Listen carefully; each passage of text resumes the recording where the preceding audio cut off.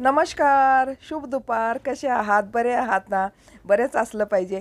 मी पण बरीच आहे आणि हा व्हिडिओ आहे रविवारचा आणि रविवारी सुट्टीच होती. मग सुट्टी असल्यामुळे आणि मुलीच्या घरी मी आता आलेली आहे. हे आहे मुलीचं घर. मुलगी माझ्या घराजवळच राहते आणि त्यामुळे त्यांच्या घरी ना एक पार्टी आहे BCची. तर आम्ही सर्व पुलाव करणार आहोत. BCच्या जे माणसं जे येणार आहेत त्यांचे फ्रेंड्स मंडळी. तर एका ताईला सांगितलेलो आहोत, बालिका ताई म्हणून आहेत, त्यांना सांगितलेलं आहे. त्यांना आम्ही सर्वजण मदत करणार आहोत. आणि माझ्या सोबतीला आणखीन एक मंडोदरी ताई आहेत. त्या तुम्ही प्रत्येक व्हिडिओमध्ये म्हणजे कोणत्या कोणत्या व्हिडिओमध्ये पाहताच. आमच्या समोरच्याच आहेत त्या ताई पण. आम्ही दोघी त्यांना मदत करत आहोत. तर पहा आता आम्ही ठेवलं भांडं वगैरे खूप मोठं, म्हणजे 5-6 किलोचं तर आहे ते. आणि 5-6 किलो आम्ही तांदूळ स्वच्छ धुवून ठेवलेला आहे. आणि सर्व भाज्या आम्ही चिरून घेतल्या, धुवून घेतल्या सर्व काही. आणि तेलात आता एक एक एक एक आम्ही टाकून छानसा पुलाव करायचा आम्ही मनात ठरवलं. की आम्ही म्हटलं की छान करायचं, एकदम मस्त करायचं. आणि एवढं म्हणजे जास्त करायची आम्हालाही कुणाला सवय नाही ना, कुणालाही, त्या ताईलाही नाही आहे, मला पण नाही.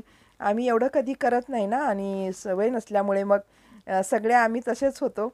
आणि कसं करायचं एवढ्या माणसाचं एकदाच. तर म्हणलं छान आपण देवाचं नाव घेऊन आपण चांगलं स्वयंपाक करायचं म्हणून ठरवलं होतं आम्ही तिघी पण. आणि लागलो आम्ही कामाला. आणि तर पहा कसं आम्ही सर्वजण मिळून छान असं स्वयंपाक करत आहोत. म्हणजे मिळून मिसळून चांगल्या मनानं केलं ना कोणतंही चांगलं होतं. तर आम्ही खूप हसी मजाक करत आम्ही हे काम करत होतो. खूप जोक मारत होतो काम करताना एकमेकाला. तर असं असतं ना, म्हणजे आता काय झालेलं आहे, विभक्त कुटुंब पद्धती झाल्यामुळं ना अशी प्रथा, मिळून मिसळून करण्याची जी प्रथा आहे ना, ती सर्व आता समाप्त झालेली आहे. पूर्वी कसं असं सर्वजण मिळून मिसळून स्वयंपाक करायचे, मिळून मिसळून जेवायचेही आणि खूप सर्व काम मिळून मिसळून व्हायचं. पण आता तसं कुठं राहिलेलं आहे सांगा? तर खूप छान वाटत होतं आम्हाला सगळ्यांनाही. आता सगळेजण आम्ही कसं आपल्या आपल्या घरीच असतो, बाहेरसुद्धा निघत नाही. परत ड्युटी वगैरे असल्यानं ना तर मग बाहेर निघताच येत नाही. तर असा प्रसंग ना कधी-कधीच येत असतो. तर चांगलं वाटत होतं आम्ही सर्वजण मिळून स्वयंपाक करत असल्यामुळे. आणि असं ना आमच्या घरी, आमच्या माहेरी असं स्वयंपाक होत असतो. आम्ही सगळेजण जमलो ना, खूप मोठी फॅमिली आहे. तिथं हे सर्व अशा प्रकाराचं मला पाहायला मिळतं. पण तिथून जर मी कुठं बाहेर गेले तर मग आपल्या घरी आले, तर किती थोडा-थोडा स्वयंपाक करायचा असतो. त्यामुळं असा काही अनुभव येतच नाही. तर छान वाटत होतं, चांगलं वाटत होतं. बघावं पण कसं होणार आहे पुलाव, कसं नाही.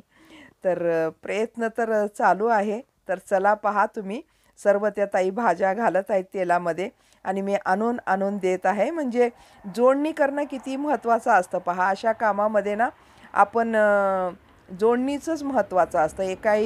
काही केलं, कोणी काही केलं, कोणी काही केलं.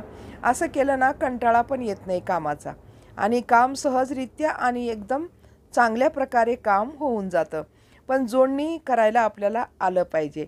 तर मी म्हटलं की तुम्ही हे करा, मग मी हे आणून देते, मी ते आणून देते. मी सगळं काही हाताखाली आणून दिले आणि चिरलं तर आम्ही सर्वजण मिळूनच केलेलं होतं. चिरायचं वगैरे काम. बसून आल्या-आल्या आम्ही अगोदर चहा पिलं मुलीच्या घरी आणि चिरायचंच काम 1 तास तरी आम्ही चिरण्यालाच घेतलं. तर चिरत बसलो सर्व भाज्या आणि त्याच्यातच आम्ही बघा तांदूळ घातलं स्वच्छ धुवून. आणि तांदूळ घातल्यानंतर मग मीठ, हळद सर्व घालून मग आम्ही पाणी घातलं त्याच्यामध्ये. तर अशाही प्रकाराचं करून बघावं. कुणी-कुणी अगोदर सगळं मसाल्यामध्ये पाणी पण घालतं ना, अगोदर पाणी घालून. तसं नाही. मग आम्ही मोजून पाणी घातलं.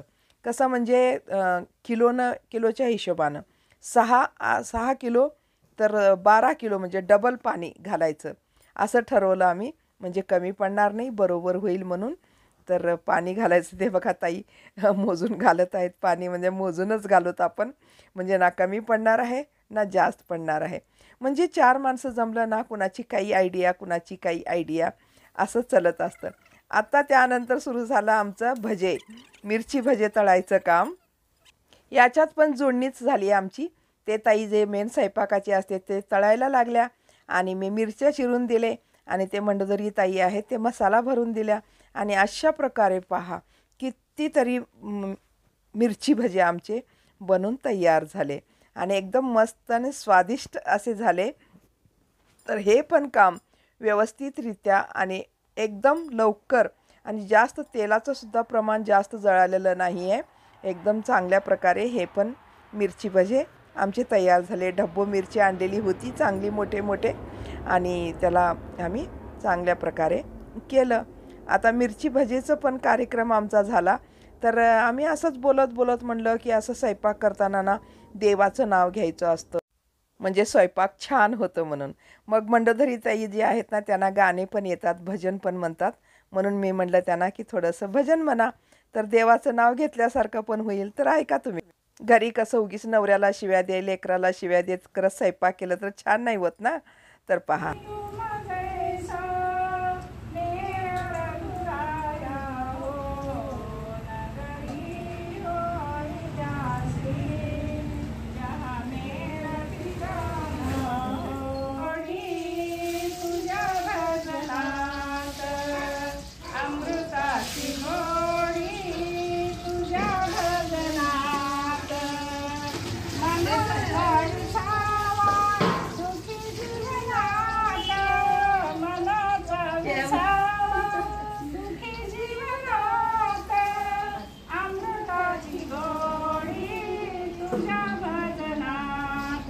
तर अशा प्रकारे मंडोदरी ताईने भजन म्हणले. ते तुम्हाला कसे वाटले नक्की सांगा. ते बघा काय काय साहित्य तयार झालं.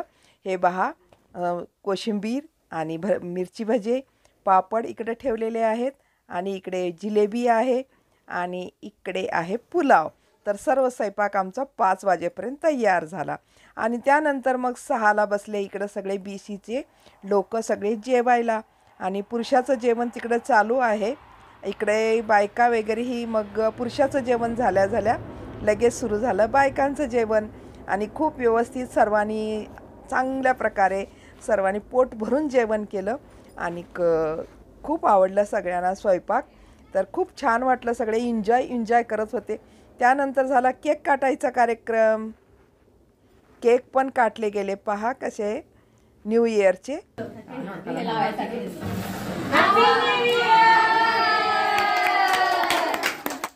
त्यानंतर सर्व गळा भेट घेऊ लागले, हॅप्पी न्यू इयर म्हणू लागले आणि सर्वजण खूप बायका एन्जॉय करत होत्या, एकमेकांना भेटत होत्या आणि न्यू इयरच्या शुभेच्छा देत होत्या.